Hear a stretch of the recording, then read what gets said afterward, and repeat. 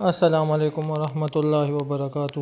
آخرت میں نیکیوں کا بادشاہ بننا ہو تو دنیا میں یہ کام کر لو۔ مولانا یونس صاحب کا بہت ہی پیارا بیان، جزاک اللہ۔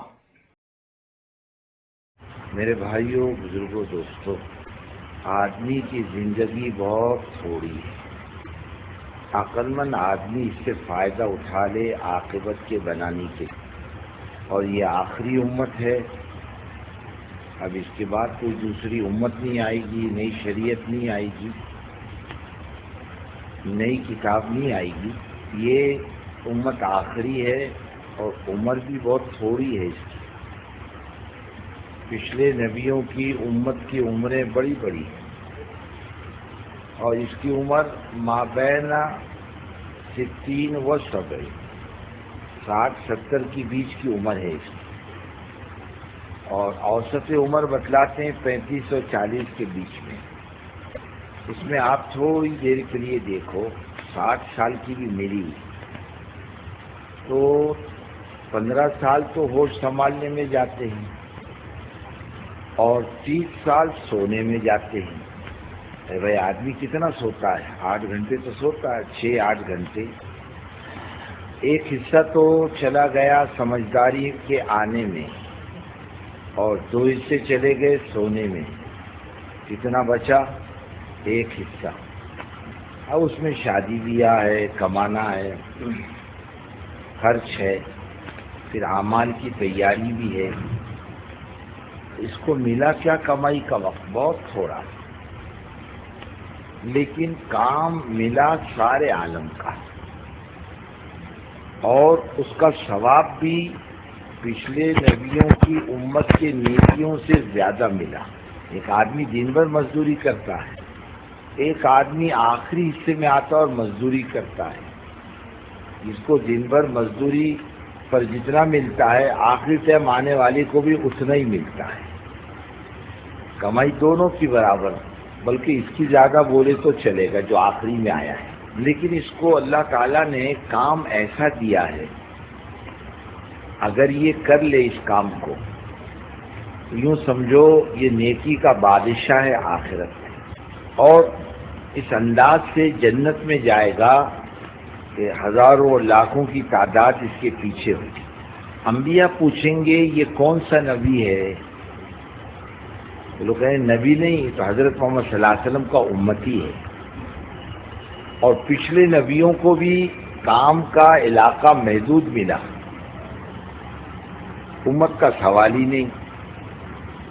اور بعض نبیوں کو ایک ہی خاندان کی نبوت ملی، اور بعض نبیوں کو یعنی تعداد کے اندر کام کرنے کی اجازت ملی۔ وَأَرْسَلْنَاهُ إِلَىٰ مِائَةِ أَلْفٍ أَوْ يَزِيدُ، یعنی 1,00,000 کم بیش حضرت یونس کو ہم نے ایسے انسانوں پر نبی بنا کر بھیجا، اور عمریں بھی زیادہ زیادہ تھی ان کی، اور کام تھوڑا۔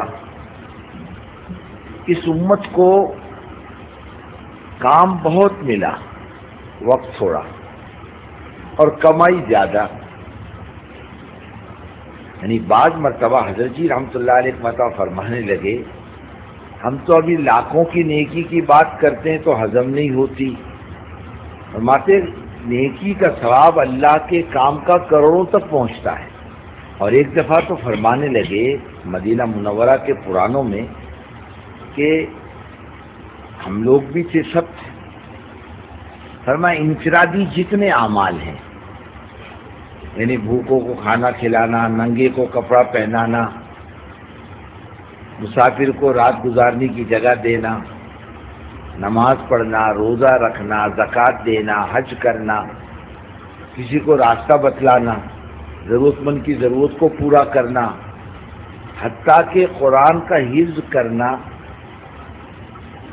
اس کی بھی نیکی کی حدیں اللہ نے بتلا دی، یہ ملے گا۔ لیکن فرمایا جو اللہ کے دین کا کام کرتا ہو اس کو اللہ کیا دے گا، اس کی نیکی کی حدیں نہیں بتلائی۔ فرمایا کہ اس کا کوئی حساب ہی نہیں، اگر اس کی نیکی کا پتہ چل جائے تو دنیا میں تحمل نہیں، مر جائے گا خوشی سے مر جائے گا۔ اللہ اتنا بے حساب دیں گے، کیوں کھڑا ہے؟ کیا مقصد کھڑا ہونے کا؟ اللہ کا دین پورا اور پوری دنیا میں اللہ زندہ کر دے، عزائم اس کے لیے ہیں، تو اللہ کیا دیں گے اس کا کوئی حد و حساب ہے؟ ایک لفظ سبحان اللہ کی نیکی کی گنتی نہیں کر سکتا، لفظ سبحان اللہ۔ ایک آدمی سبحان اللہ کہتا ہے نا، حدیث پاک میں اس کا ثواب کتنا بتلایا؟ 1 ارب غلام آزاد کرنا۔ 1 ارب غلام کی قیمت کیا؟ کہ 48,000 درہم۔ اور یہی سبحان اللہ اللہ کے راستے میں نکل کر بولو، یعنی 7 لاکھ گنا زیادہ، اور نیکی کا ثواب، اعمال کا ثواب اللہ کے راستے میں 7 لاکھ سے 700 گنا زیادہ ثواب ملتا ہے کوئی آپ کا کیلکولیٹر اس کا حساب کر کے بتلا دے؟ لفظ سبحان اللہ کی نیکی کا اتنا بابرکت بول ہے، اور پورا دین، ایمان، نماز، روزہ، زکوٰۃ، حج اور اس کے متعلق جتنے اعمال ہیں اللہ سب کو زندہ کر دے، تو آئے کہ نیکی کا حساب لگاؤ تو بزرگوں کوئی دنیا میں حساب نہیں کر سکتا، اور اللہ کھول دے تو خوشی کے مارے زندہ نہیں رہ سکتا۔ ایک آدمی کو بتلایا تھا نا، دیہاتی تھا بیچارہ، اس کی لاٹری نکلی 5 لاکھ کی۔ کتنی؟ 5 لاکھ کی۔ اب مسلمان کی سمجھ میں یہ آتا، 1 روپیہ بھرو تو 7 لاکھ لاٹری میں ملتے، اور اللہ نیکی 7 لاکھ دیتے تو اس کی سمجھ میں نہیں آتا۔ خدا جانے لاٹری والے کو مالدار سمجھتا کہ خدا کو مالدار سمجھتا۔ 5 لاکھ ملے اس کو لاٹری میں۔ اب ایجنٹ کو بھیجا کمپنی نے کہ بابا دیہاتی ہے، ایک دم مت بول، 5 لاکھ مل گئے، تھوڑا تھوڑا بول اس کو کہ تیرے کو 10,000 ملیں گے تو کیا کرے گا، 20 ملیں گے تو کیا کرے گا۔ دیہاتی تھا، بولے بابا وہ اپنے بیل چھڑا کے لوں گا، پھر زمین گیروی رکھی ہوئی اس کو نکال کے لوں گا، 30,000 ملیں گے، میری مکان کی چھت گلتی ہے اس کو ٹھیک کر کے لوں گا۔ بولے 50,000 روپے ملے تو بولے بازو والے کا کھیت لوں گا۔ 1 لاکھ مل گئے تو میری بیٹا بیٹی کی شادی کروں گا، اور 2 لاکھ مل جائے پھر گاڑی لوں گا۔ اب بیان کرتے کرتے اس کو کہاں تک لایا؟ 5 لاکھ۔ بولے 5 لاکھ روپے ملیں گے تو بولے 50,000 تیرے کو دے دوں گا، میرے کو دے گا، وہی مر گیا ایجنٹ۔ دنیا میں آدمی خوشی بھی نہیں برداشت کر سکتا، غمی بھی نہیں برداشت کر سکتا، اس کے بس کی بات نہیں۔ اللہ اس زندگی میں دیں گے جہاں موت نہیں ہے، جس کو موت نہیں آئی۔